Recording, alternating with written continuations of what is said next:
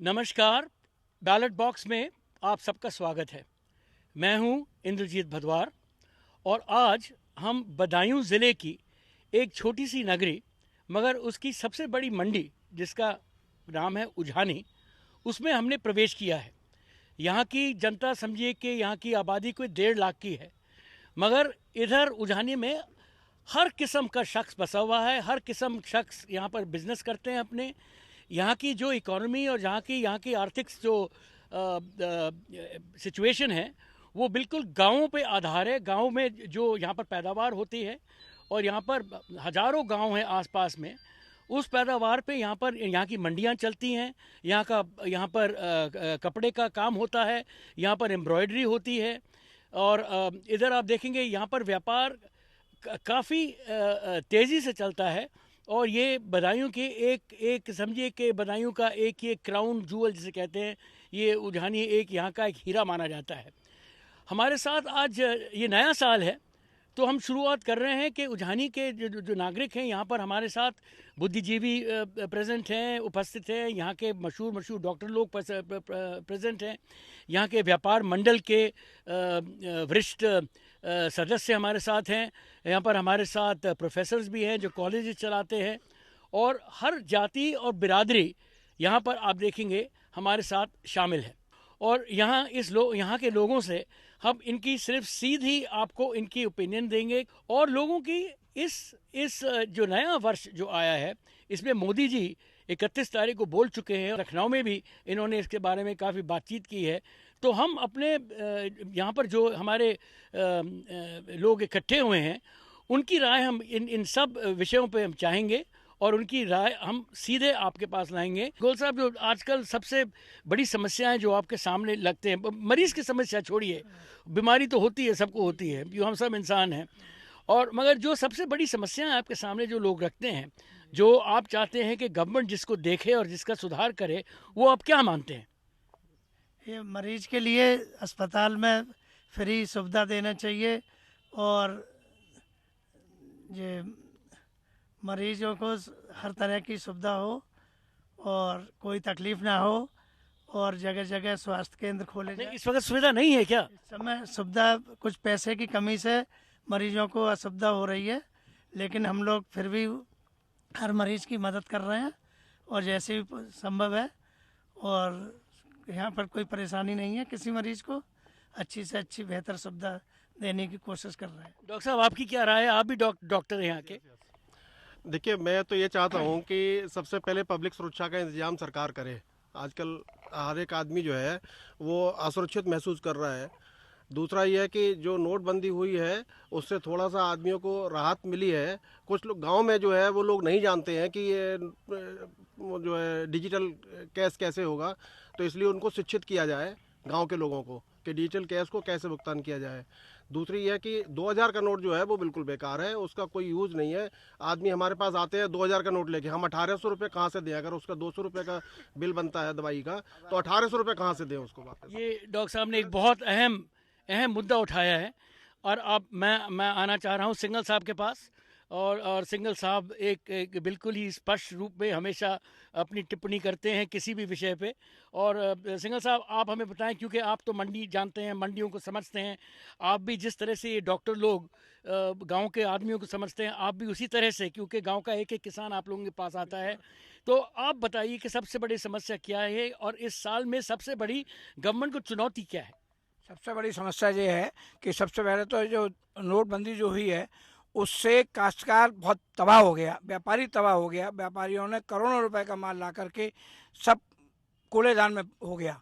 जितना भी व्यापारी, जब माल नहीं बिकेगा तो व्यापारी क्या करेगा, कहाँ से आएगा उसके पास पैसा? तो इसका क्या समाधान क्या है? इसका समाधान ये है कि इसको चाहिए कि 2000 का नोट जो है वो लाने से व्यापार कहाँ से चलेगा? 2000 का नोट दिया, 100 रुपये की सौदा ली हमसे, या 200 रुपये की सौदा ली, 1800 रुपये 1900 रुपये कहाँ से दिए हैं उसके लिए?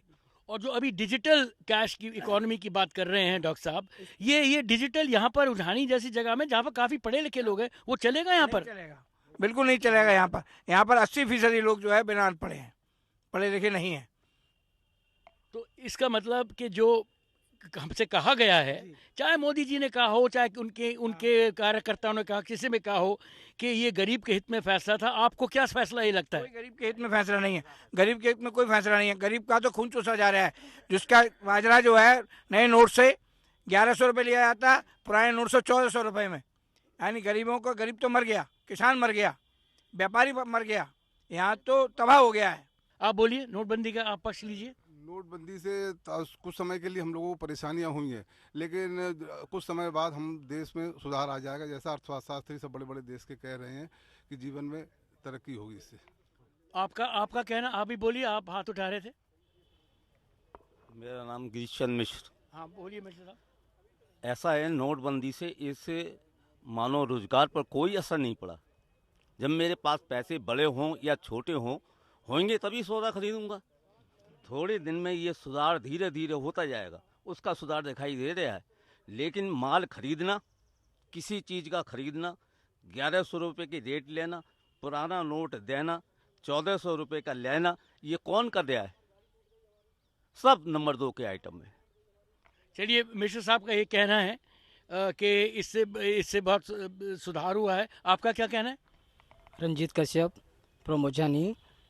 नोटबंदी के पक्ष में मैं ये बोलना चाहूँगा कि वैसे तो अकॉर्डिंग टू लॉ ये करेंसी हमारी कुछ सालों बाद चेंज हो जानी चाहिए, है ना। तो उसके तहत भी अगर दृष्टिकोण से हम देखा जाए, और दूसरा जो मोदी जी का जो स्टेप है, वो गवर्नमेंट की अपना कंसेप्ट है, उन्होंने जो कदम लिया है, तो फ़िलहाल तो वर्तमान में तो अभी लोगों को दिक्कत हो रही है, लेकिन दूरगामी इसके जो है परिणाम अच्छे आएंगे इसके।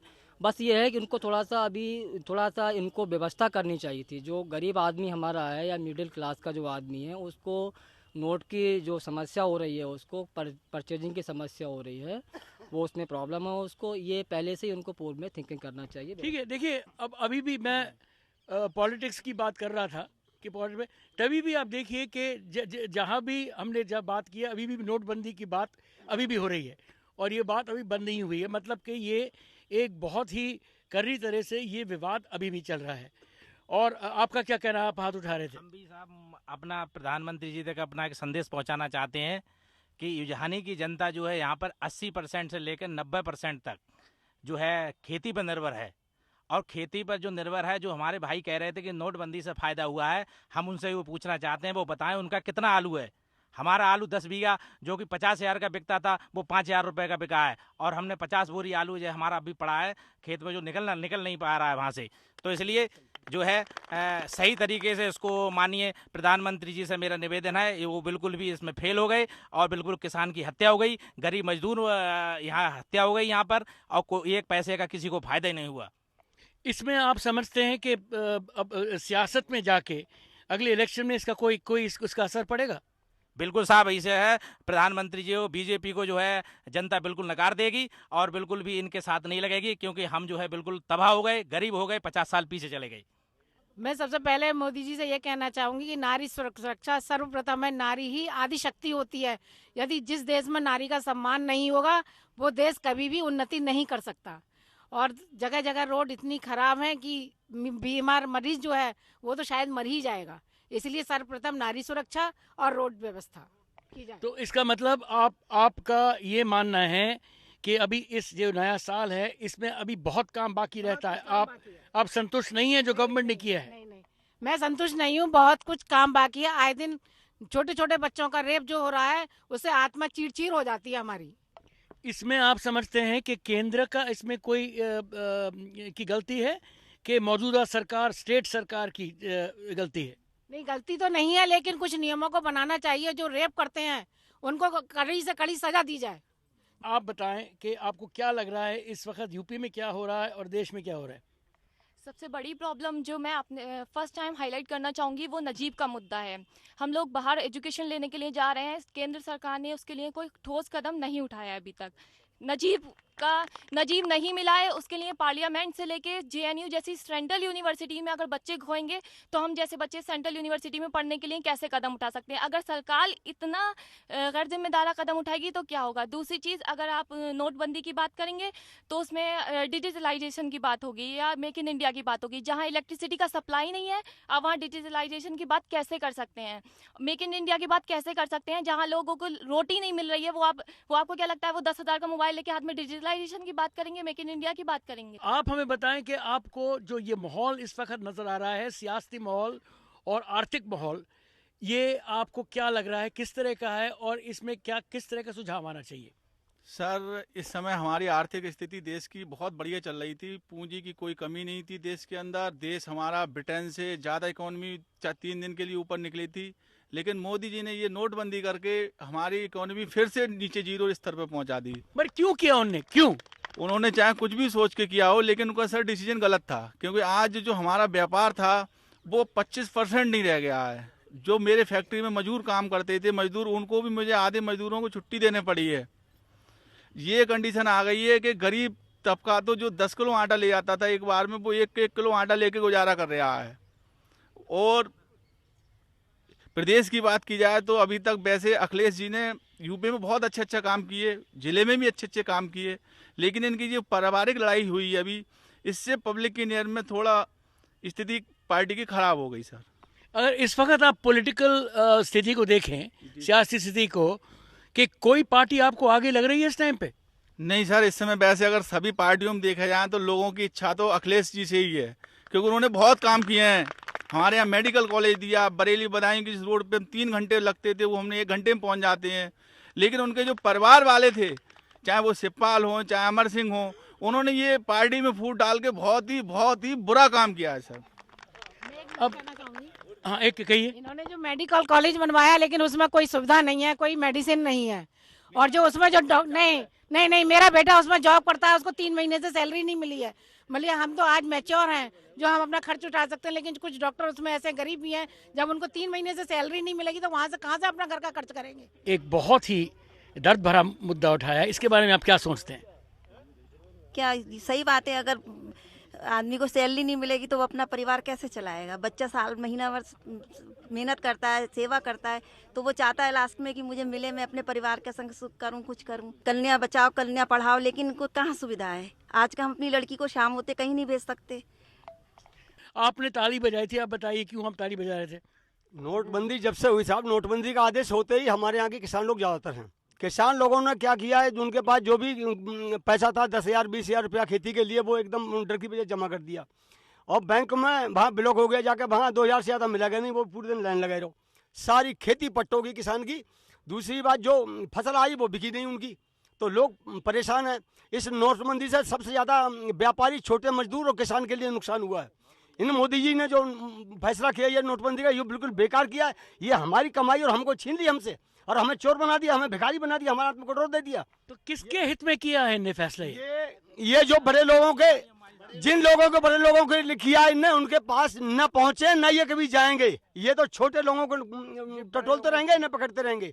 जहाँ पैसा है, काला धन है, वहां नहीं पहुंचे, न पहुंचेंगे, न इनकी हिम्मत है ये पहुंचे वहां पर।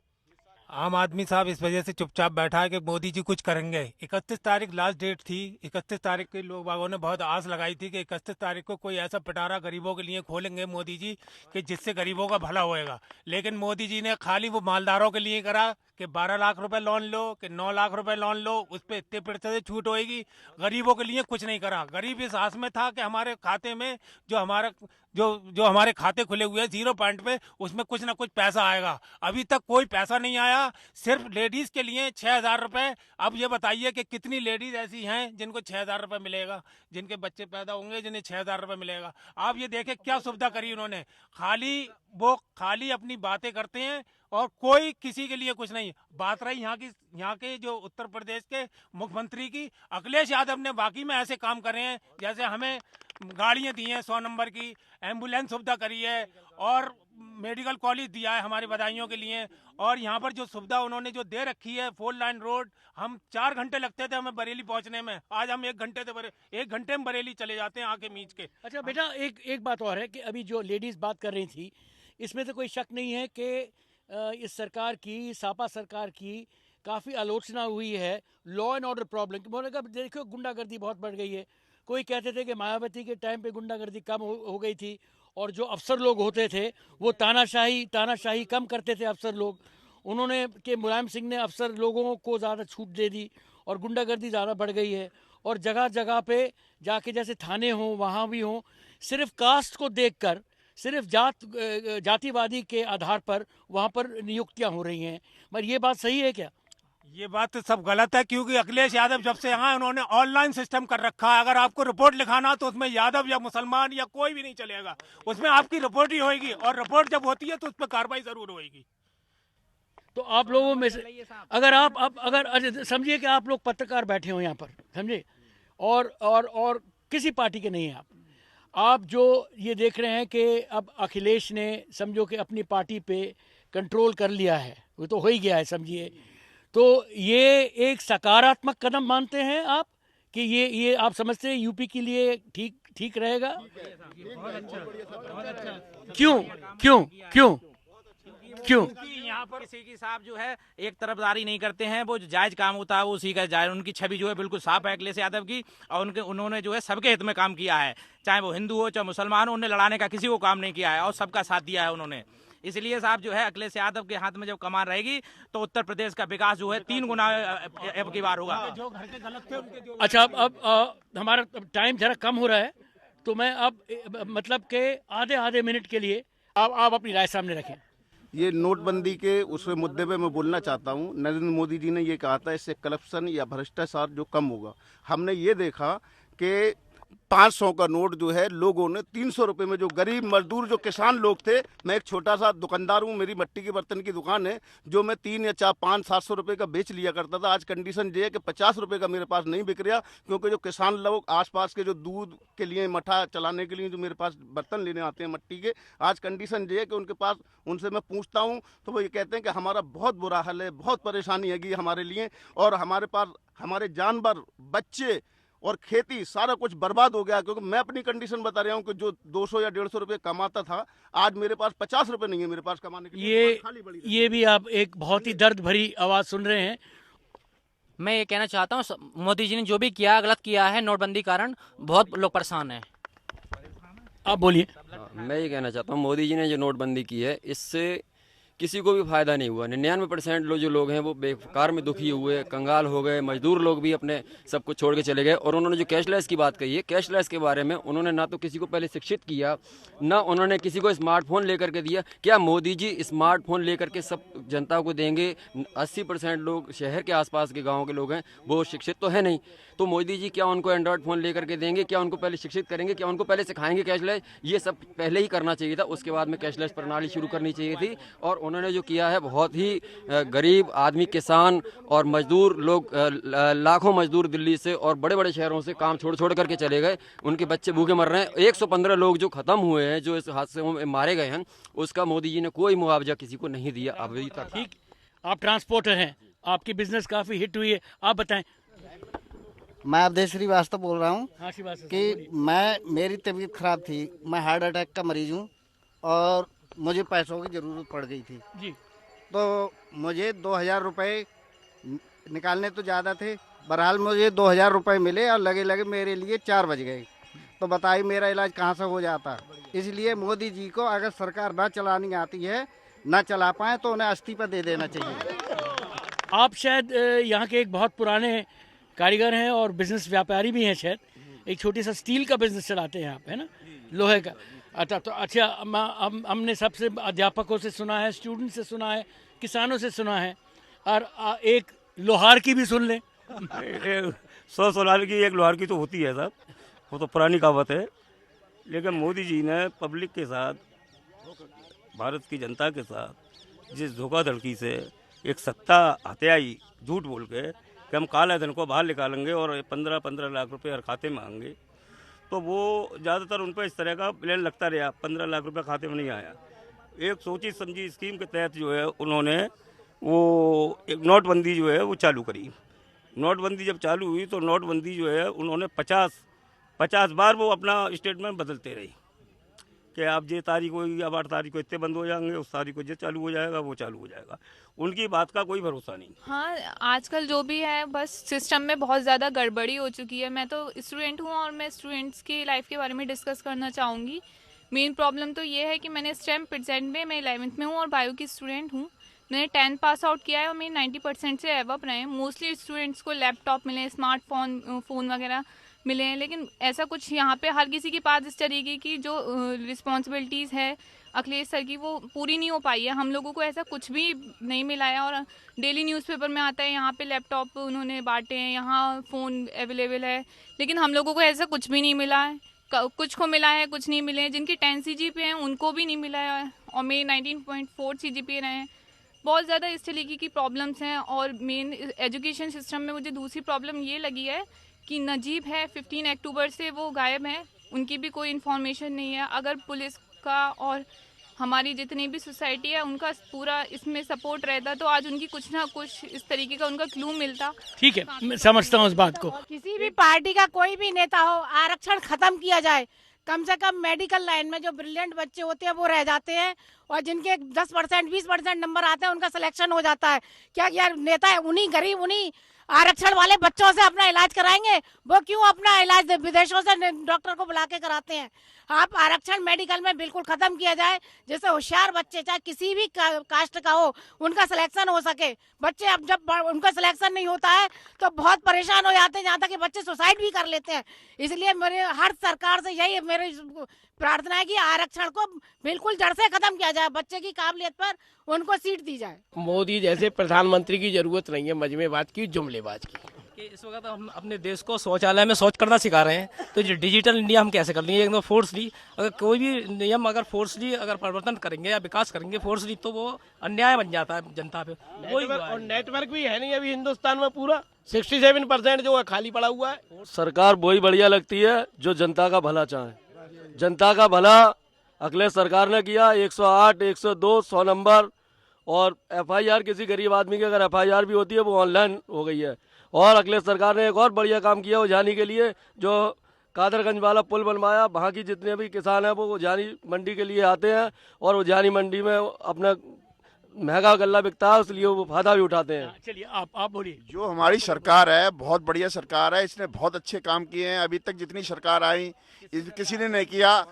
समाजवादी ने इतना अच्छा काम किया, BSP की आई, BJP की आई, किसी ने कुछ नहीं किया। उत्तर प्रदेश में अखिलेश जी ने इतना काम किया है कि उनको 12 कोटि धन्यवाद देते हैं हम उन्हें। अखिलेश यादव, अखिलेश यादव, अखिलेश यादव।